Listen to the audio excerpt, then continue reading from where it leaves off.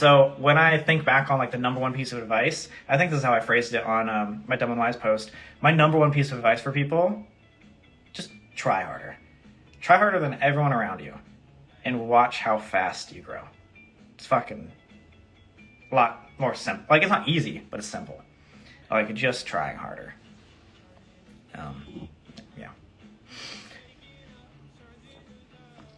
Are you quitting YouTube when you hit 30? Yeah. I'm just kidding. I'm just kidding. What's really, there's a lot of cool stuff coming, and this is so sick. How do you deal with burnout? Sammy's ass. Sorry, I didn't see the last name. I'm drinking this thing called New Tonic. It says it's a productivity drink. It's like mainly like an energy drink. How do you deal with burnout? Do something you love. It's probably my best advice. Do something you love. And if you can't do something you love for your job, then do something you love in the after hours. This girl I met recently, she was talking about how she kind of hates her job a little bit, but she had a really cool philosophy on life. She was like, I'm one of the happiest people I know. And I was like, how do you do that if you hate your life? And she goes, well, I have this philosophy on taking back my day. I do one thing every single day to take back my day and do things for me instead of my boss. And I was like, oh shit, that's really interesting. Like, either that, again, maybe that goes back to what I was talking about. Like, if that's something that you want to do, like physically, like a sport or working out, or if that's getting together with friends, some social thing or whatever like that, it's interesting. And I think burnout comes when you feel like you're trapped and you can't do the things that you want to do. So that would be my biggest advice. Try to figure out one thing you can do for yourself all the time.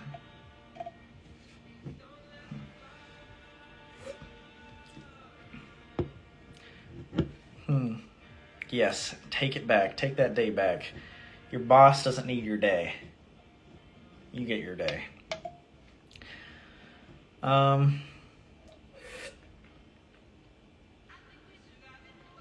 You should write a book.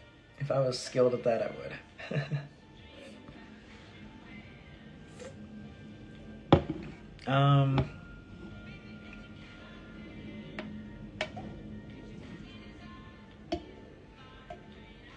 What other things? Music recommendations. I should update my Spotify playlist. I feel like I have a lot of really interesting suggestions. Any advice for a 20-year-old? 444 Becca. Advice for a 20-year-old. Anybody in your 20s, here's my advice. Again, I'm still in my 20s, so maybe this is bad advice. Don't take it from me. But if I had advice, there's this one really, really famous... the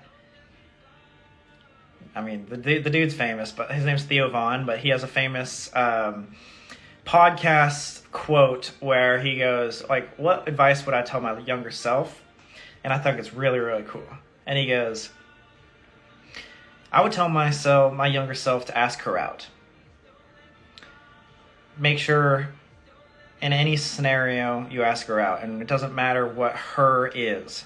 It could be a romantic ask her out thing, but her could be a new job or a move, take that on, take on a new move, or a new book, or a new hobby, go for it. I feel like the 20s era of your life should be trying everything. Maybe not drugs, but as many possible things as you can do.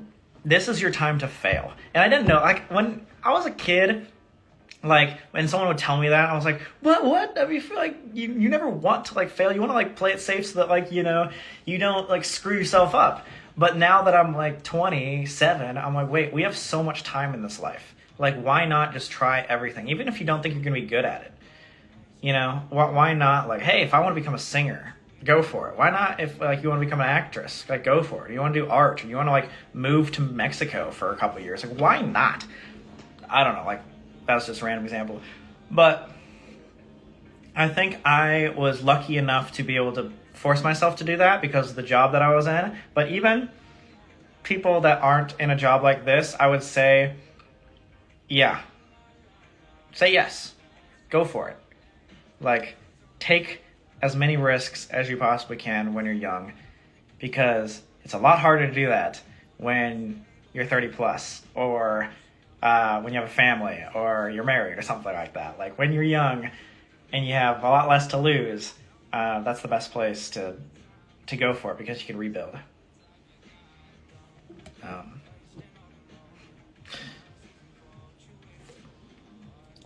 Anyway. YOLO mindset always. Olivia, yes. I agree.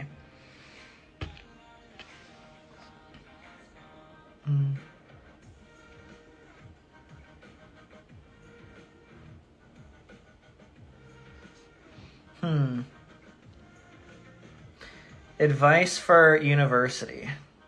I never went to college, so I'd probably say the same thing, is like say yes to everything. I think that's actually like my, again, caveat, as long as it's not like dangerous or gonna like kill you, say yes to everything. And I think, again, that's my life philosophy on everything. I think try harder, fill your schedule with really, really fun things that you want to do, and be that person that says yes. Imagine the person that you call every single fucking time and they say, no, I'm busy. No, I can't. Oh, can we do it next weekend? You're going to stop inviting them. But if you're the guy or girl that's always down, it's like, yes, not only will I be there, but I'm going to bring the best time because I'm going to try harder. You're going to be invited to everything. You're going to be everyone's favorite person. You're going to have so many cooler life experiences if you just go for it. So say yes to everything. Try fucking harder. Those two things are the key to life. Don't bed rot, guys. Chloe, yeah. I mean, it's hard not to bed rot because, like, fucking TikTok's amazing. But, try. Try not to. The year of yes. Yeah, Jazzy just saw it, just, you know? Like, that's a great thing. Emma, any advice for grieving? I think grieving, both in a way of, like, losing, like, someone who passed away, but also someone that you like lost a friend and or like a relationship. I think grieving is the single biggest time where you should have people around you. And that's one reason, again, why I think social stuff, this helped me so much, because I was just out of a breakup this year. And I think like relying, I guess, but like having a lot of people around and like reaching out to a lot of people and just talking about things helps a lot. But I think being around loved ones is the best way. I mean, everyone's got to be alone a little bit to deal with grief, but if you have other people to rely on and like talk through things, it feels better. Tips for fear of judgment, Alyssa Gilbert. I have a great thing for that. And I used to like talk about this a lot, but I haven't talked about it in a long time, so I'm glad you brought it up. So my number one tip for judgment is this, and it's really hard, but when you practice, it gets easier. Go on your Notes app. Everyone has fucking Notes app shit. Like, I know. Everyone's biggest, darkest secrets on your Notes app. Go on your Notes app and say, and describe yourself. Do maybe like 20 bullet points of things that are who you think you are, how you would describe yourself to yourself. Like, hey, like maybe your younger self. Like, hey, 16-year-old self or 5-year self, whatever. This is who you are at 21, for me, 27 or whatever. And you know yourself better than anybody else, right? So when someone judges you or someone says something that like kind of attacks you or puts you down, align that with whatever you have on this Notes app. So for me, let's say I think of myself as a decently intelligent person. So if someone were to say, hey, that was a dumb idea, or like, hey, that was like a stupid question, or why did you say that? It kind of makes me feel dumb. It made me feel like insecure, and I take that judgment to heart. But then, if you were to look at your notes app and you realize, oh, like when I look at myself objectively, overall, I think of myself as a decently intelligent person, maybe that was just a fluke, and I shouldn't allow that judgment to affect me because they don't know me. No one knows me more than myself, and I don't believe that they're right on that. And it doesn't align with what I describe myself as. So if the person that knows you the best, aka yourself, doesn't agree with this judgment, then it has no validity to it. And you can just kind of move past that. Like if someone says, like randomly gets in your face, like, oh my God, you're a liar. But you know deep down that you're a pretty trustworthy person and you've been really, really good to all your friends and family, then if you know that deep down, especially if you have it written down, it's a lot easier to like dismiss that judgment. So, I don't know if that helps.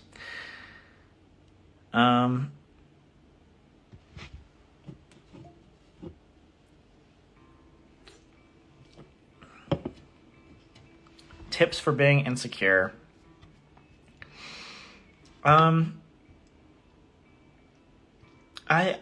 It's a touchy subject because people are insecure for different reasons. I think insecurity comes from like comparison mainly. So I would do that notes app thing. Like if you like are insecure, then write down who you are as a person and are you happy with that? And if you're happy with that, that's fantastic. And if you aren't, identify the areas that you aren't happy and work on it. I think having goals and having things you're working towards helps a lot with insecurity because you are confident in the things that you're working towards, especially if you can succeed time and time again on your goals. And then, yeah, like surrounding yourself with loved ones, I think is really, really good. I think insecurity comes with like comparison, especially comparison with people that you don't know super well. Like when I go on Instagram or like go on TikTok for too long, I notice myself getting insecure because everyone just posts the best part of their lives. And that's not real. You don't know them genuinely, you know? They could be just as insecure as you, but they're just posting in a really good angle on like the best time of day. And you think, oh shit, like maybe I'm not like that. But yeah, you fucking are. They're just posting the best possible highlight of their life. Tips to not overthink Arandis flowers. I think that is huge. Overthinking is the number one way to depression. And so I would say get busy. If you don't allow yourself to sit around and twiddle your thumbs for too long, then you're going to not allow yourself to get yourself into problems and stuff. I think if you're working on things that you love and you dive headfirst deep into your passions and stuff, the overthinking would stop a little bit. But it's hard. I think I struggle with overthinking the most in my life. If I would say one thing is the worst problem in my life, it's overthinking. That's actually why I got this tattoo. So this tattoo is like a little water droplet. Sorry, I can't even show it to you. A lot of people think it looks like a moth, which is hilarious, but it's like a little water droplet, and it's basically symbolizing to live in the moment. I have one suggestion. There's this book called 4,000 Weeks, and it talks a lot about living in the moment and overthinking and how to make the most of the time that you have right now. So if you want, I would give that a listen. The song that I'm playing right now is called Notion by Tosh Sultana, which I love Tosh Sultana. It's freaking beautiful. Who's the number one person I go to in life? My dad. He is a very, very intelligent man.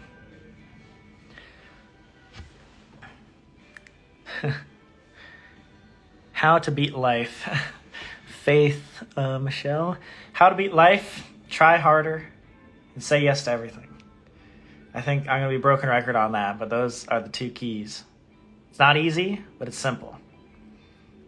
Try harder and say yes. How do you deal with the fear of getting older?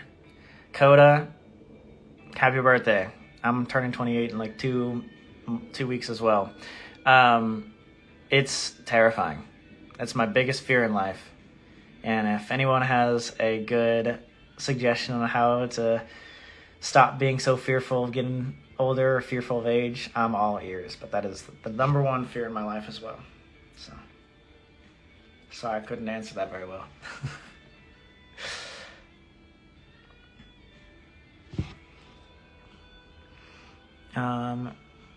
Explore Jasmine. What advice would you give to a 14-year-old?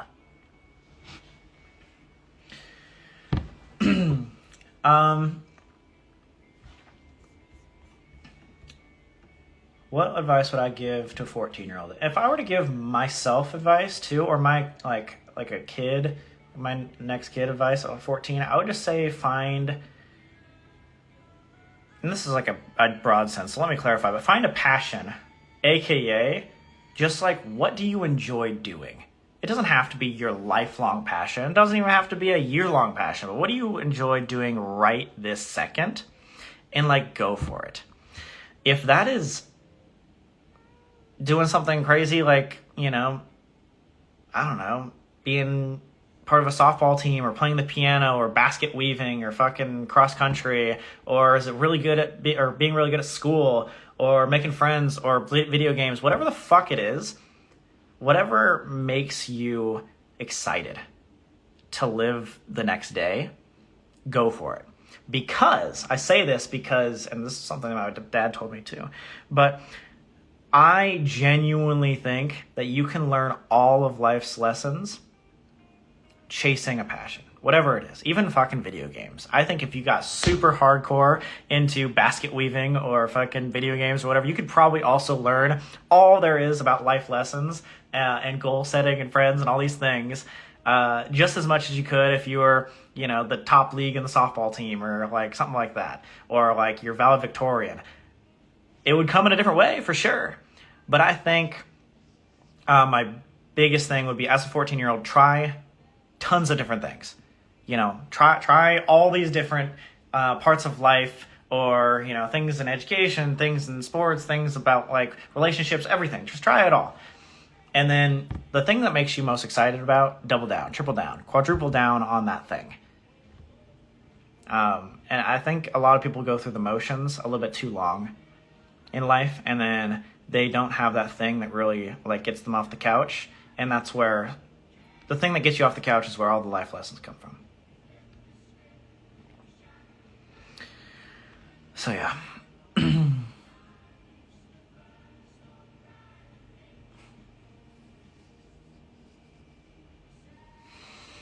All right, I need to go to a dinner in a sec, but let's do like 2 more questions.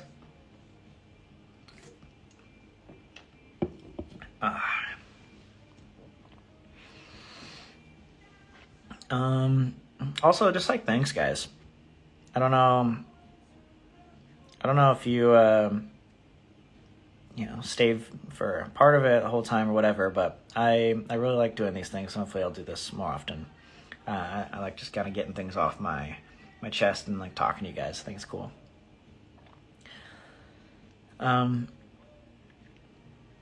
Okay, here's something. Z to the C to the E. Wow, that's a really cool username. It says, advice on making friends when no one likes you. So, 2 things. 1, that is a limiting belief. If you still think that forever, then no one's going to like you, because you're setting that precedent yourself. I think if you think that you don't deserve friends, then people will feel that energy. So 1, get that shit out of your head. That ain't true. People love you. You just haven't found the right person. 2, I think a lot of it has to do with where you're finding your friends. If you do the things that you love, if you're going after the things that you're passionate about, then you'll probably find people with similar passions, aka people that probably really like you. But For example, me. I was a band nerd. I was a motherfucking nerd-ass kid that went straight home and did his homework within 10 minutes of getting home and was obsessed with getting A's and, you know, who can play the best saxophone solo. I was a nerd. When I wanted to be cool and I wanted to fit in with the popular kids, no one liked me. No one fucking liked me. Wrong demographic. The amount of overlap in, like, interests and personality from, like, the head of the football team and me was zero. So that was probably a huge reason why I didn't get along with them. But then when I started wanting to be friends with a lot of people that were interested in the same things I was, whether that be fucking the Call of Duty I used to play, or like other band nerds, or when I got into running, like, you know, making friends with the cross-country team. No, we weren't all the coolest people, but they liked me. Everyone is likable. Everyone's got a lot more in common with the rest of the human race than you really think.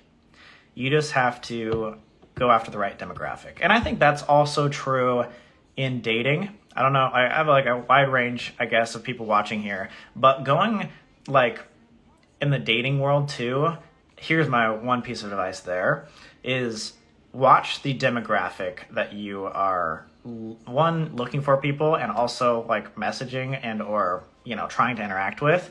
Because if you are someone that wakes up at 6 a.m.